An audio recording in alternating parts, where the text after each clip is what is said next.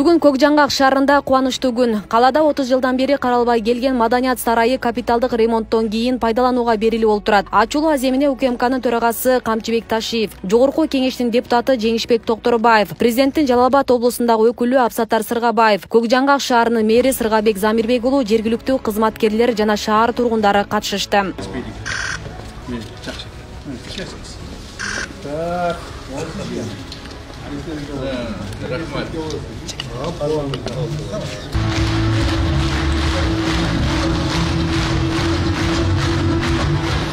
Маданият үйүн ремонттон өткөрүү президент Садыр Жапаров, УКМКнын төрагасы Камчыбек Ташиев, эл өкүлү Жеңишбек Токторбаевдин көзөмөлүнүн астында жүргөн. Оңдоого кеткен каражатты толугу менен демөөрчүлөр көтөрүшкөн. Маданият сарайына келе турган болсо, ушул Маданият сарайынын акыбалын мен бир нече жылдар мурда көрдүм эле.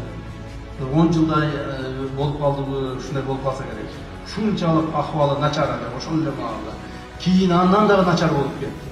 Бузулуп отуруп, үстүнөн суулар агып, эми өтө жаман акыбалга келип калган.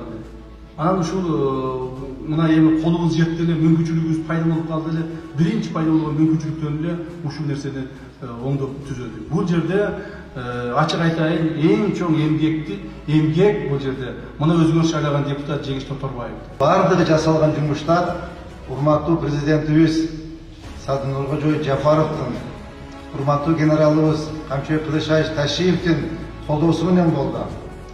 Бюджеттен бир тыйын алган жокпуз. Ушу эки киши колдоп кубаттап 12 миллион 750 миң 500 сом акча кетти. Урматтуу жердештерим, бардыгын тыйынына чейин жазып, мен досторумдун кантип иштеп атканын көрүп, кантип акча таап аткандарын көрүп, кой ушул бетим чүркөө болуп калбасын. Биринчиден достордун алдында, экинчиден элдин алдында ар биринин тыйынына чейин квитанциясын топтоп столдун үстүнө коюп койдум.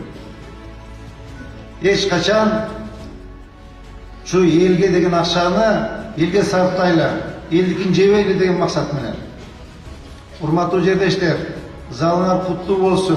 Буга чейин Маданият сарайынын имараты мышык ыйлай турган абалда болчу. Анын ичиндеги 500дөн ашык орундук, концерт өткөрүлүүчү зал, музей бий залы талкаланып, майрамдык кечелерди өткөрүүгө таптакыр жарабай калган. Бул өз кезегинде жергиликтүүлөрдүн нааразычылыгын жаратып, Маданият үйүнө көңүл буруну көп жылдан бери суранып келишкен.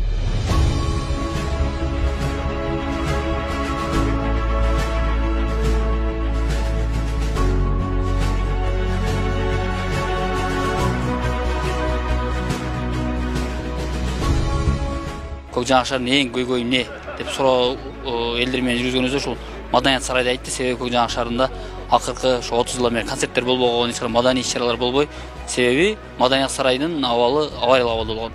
Ошол себептен ушул нерсени талап кылгандан эл биз бул боюнча биздин Жогорку кеңештин депутаты Жеңишбек Шерматовичке кайрылып, ушул боюнча жардам берсеңиздер деп ал кишиге кайрылганбыз. Ал киши ушул урматтуу президентибиз Садыр Нуркожоевичке, генерал Камчыбек Кылычбаевичке кайрылып, ошолордун колдоосу менен, ошолордун көзөмөл алдында толук кандуу 4 айдын ичинде оңдолуп түзөлүп бүттү. Көкжаңгак шаарындагы Маданият сарайы 1947-жылы курулуп, өзүнүн уникалдуулугу менен айырмаланат. Мурун шахта башкармалыгынын карамагында болуп, 2011-жылы гана Маданият бөлүмүнө өткөрүлгөн. Анткени Көкжаңгак шаарында башка ушундай имарат жок да. Ошондуктан дагы биз чоң рахмат айтабыз колдоочуларга. Бул жерде бизде маданий борбор айланат. Бул жерде концерттер болот, чогулуштар болот, жакшынакай жолугушуулар болот. Ушул эле күнү Көкжаңгак шаарында дагы бир маанилүү иш-чара болуп өттү. Союздан бери каралбай калган эски көчөгө асфальт төшөлүп, элдин колдонуусуна өткөрүлүп берилди. Жолдун ачылышына УКМКнын төрагасы Камчыбек Ташиев да катышып, каладагы аткарылып жаткан жумуштарга жеринен көз салды. Мына Көкжаңгак шаарында дагы быйыл мына жолдорубуз курулуп атат. Социалдык объектлерибиз жакшырып атат. Бул деген башталышы гана. Мен ойлойм, мындан ары кийинки жылдан баштап дагы Көкжаңгакка көбүрөөк көңүл бурулуп, ушул жерде жашаган элдерге шарттар түзүлөт деген чоң үмүттөбүз жана ошону биз аткарабыз. Бул биздин негизги милдеттерибиздин бири. Себеби эл болбосо, элеттеги элдин жашоо турмушун карабасак, ошол жерде жашаган адамдардын жашоо турмушуна ыңгайлуу шарттар түзбөсөк, анда биздин мамлекеттин чоң жумушунда отуруп кызмат кылганыбыз бекер. Биздин кылган ишибиздин, чуркаган ишибиздин, ошо эл алдына чыгып элди башкарып турган ишибиздин эң башкы натыйжасы элдин жашоосун өзгөртүү, жакшы жакка.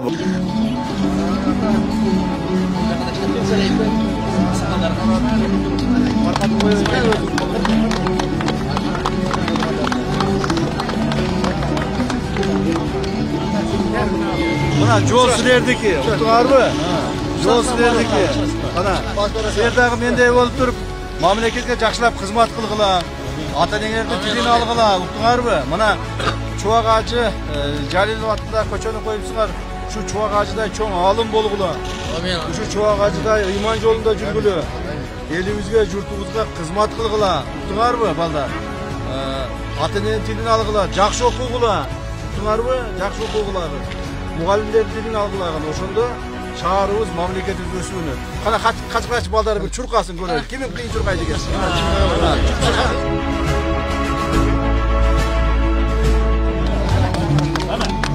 Ай, молодец. Жакшы.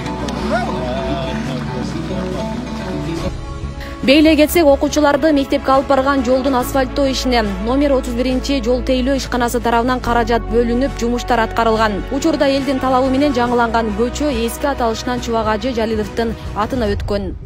Асия Сыдыкова, Замирбек Тойчубаев, Регион телеканалы.